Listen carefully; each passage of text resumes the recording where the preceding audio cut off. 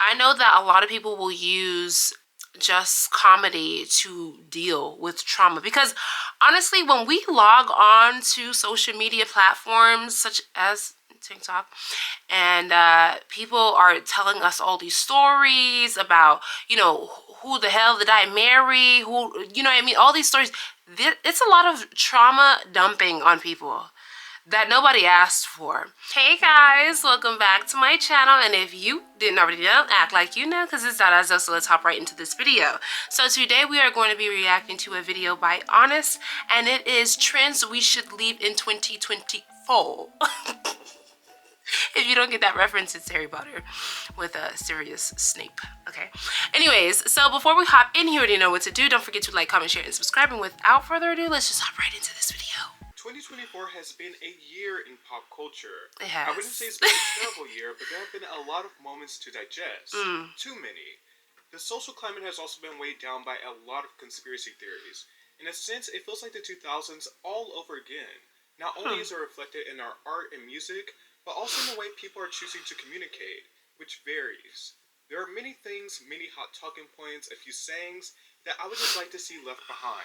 So without further ado, let's get right into it. Predatory bait videos. The first thing we're going to talk about is a trend I've seen explode on social media in 2024, and it's predator bait videos. I want to emphasize off the bat that this is not about feeling bad for predators. It's about the people putting these videos together not really giving a shit about the cause at hand. The predators are not being arrested, and it just comes across as some type of sadistic corn to me. And I think what really set it off for me that this is not genuine is when it became such a spectacle, and they would have celebrity guests like Lil Pump appear on these videos. And the craziest one was the... What?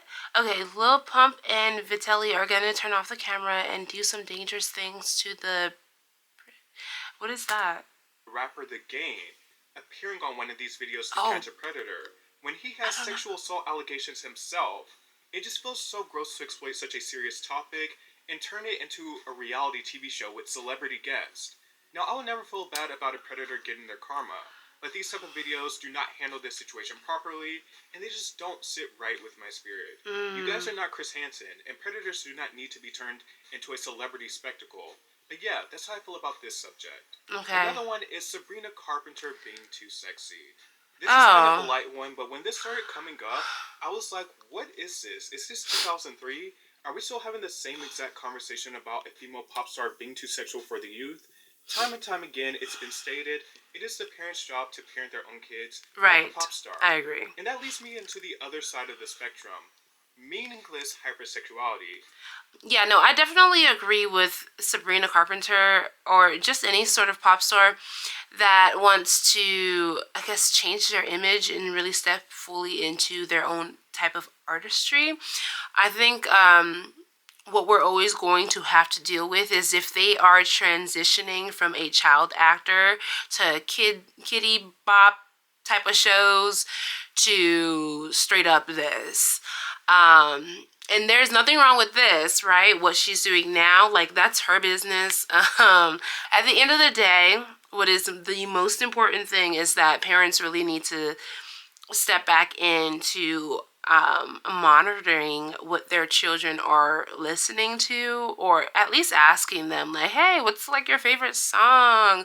Trying to get details onto that so you can be more aware as a parent, instead of holding Sabrina, who does not know your child, could not point out your child in a crowd of people if she wanted to.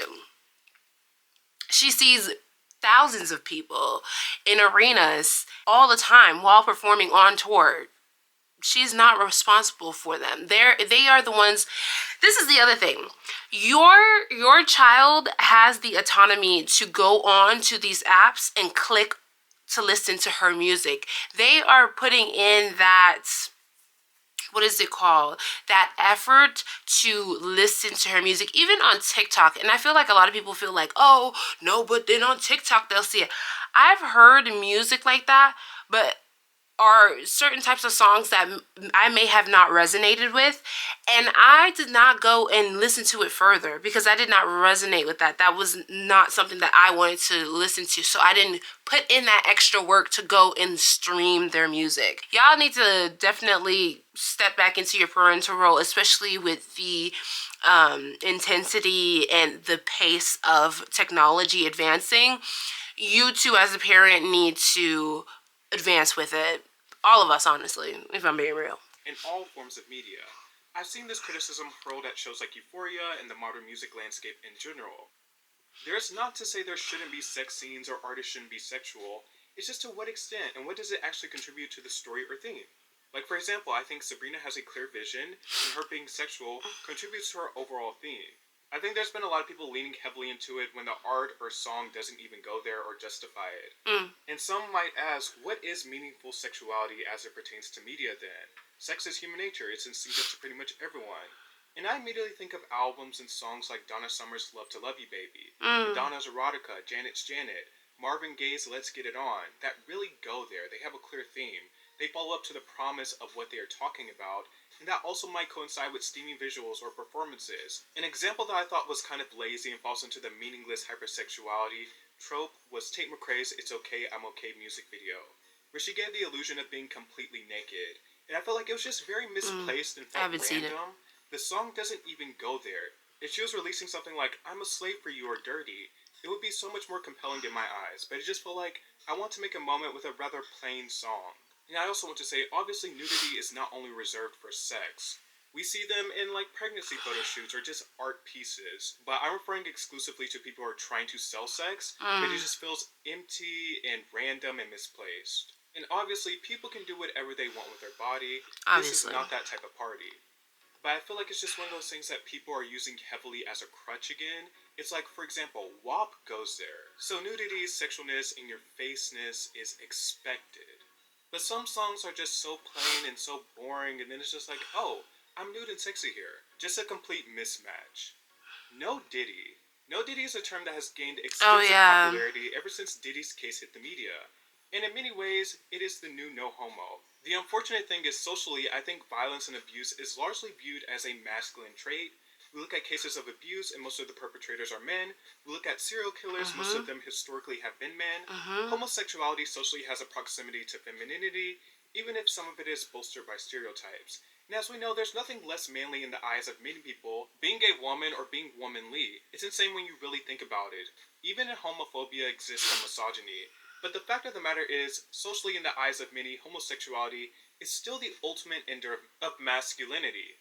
While Diddy being an abuser is horrific, it's not unusual for a man to be an abuser. And while there's been great progress made with gay people in the States, socially and legally, genres such as hip-hop and R&B still remain greatly conservative.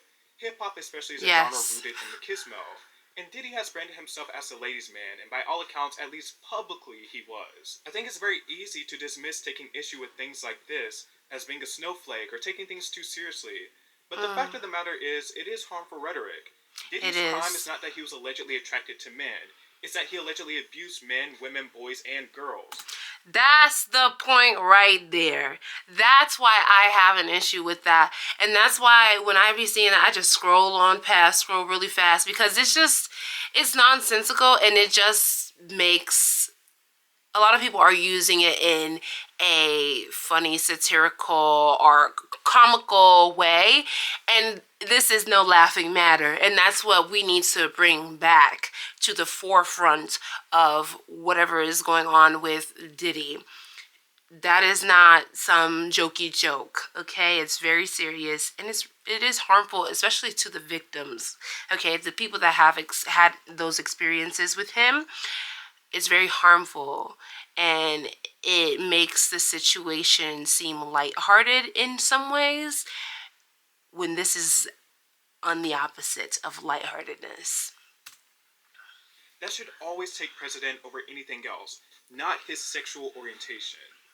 Speaking of Diddy, some of the conspiracy theories surrounding his case have gotten way out of hand.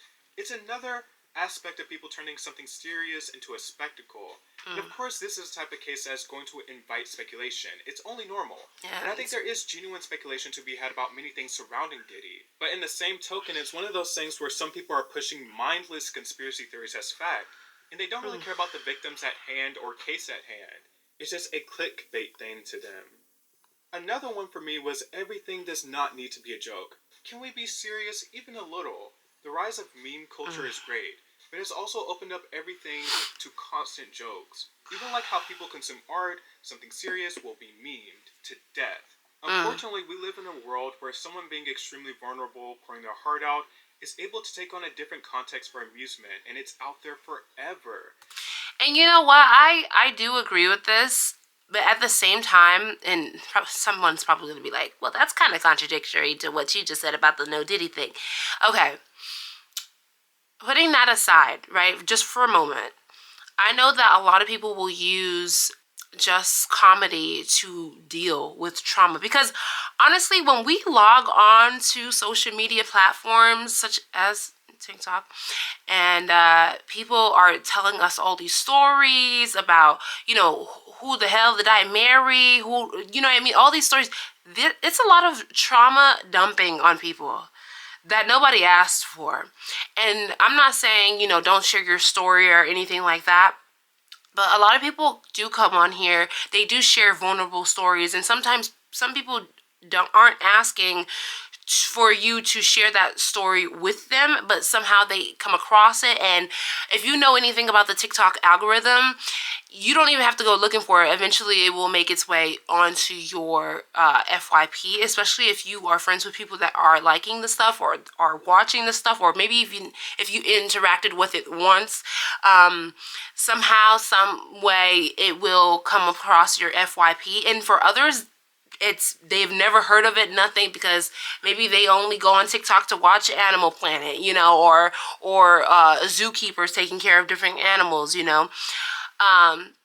But to get back to the point is that a lot of people will utilize memes and stuff in order to cope with what the heck they're hearing.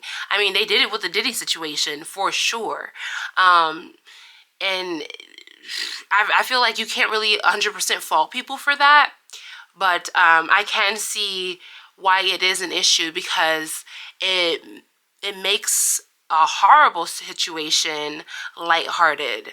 And I feel like in this day and age, especially in the climate of pop culture right now, people need that lightheartedness more than ever. But it's not to excuse it. It's just something that I've noticed as well. Now, I realize this is far more general, but I do wish there was a way to lessen this. Bridges back to songs. There's been a bit of a resurgence, but not quite where I want it to be. We need bridges back bad. And we need to correct all the attention spans that have been damaged. Obviously, every song doesn't need a bridge, but I hope to see the fall of the barely 2-minute song. Oh, yeah. Absolutism. Now, obviously, we're too far gone into the acceleration of scandom for it to ever... I'm sorry. I already talked about this to like the brim, I think, with my last video that I just posted, so I'm gonna skip through this. I'm gonna stop the video right here, and I am just gonna say that I enjoyed this video. There are a few things left in his video that he talks about, so I'm gonna link the video down below so you guys can watch the rest of it if you'd like. But yeah, let me know what you guys think about these things that we should be leaving behind, these trends. And yeah, don't forget to like, comment, share, and subscribe, and I will see you guys in the next one. Bye!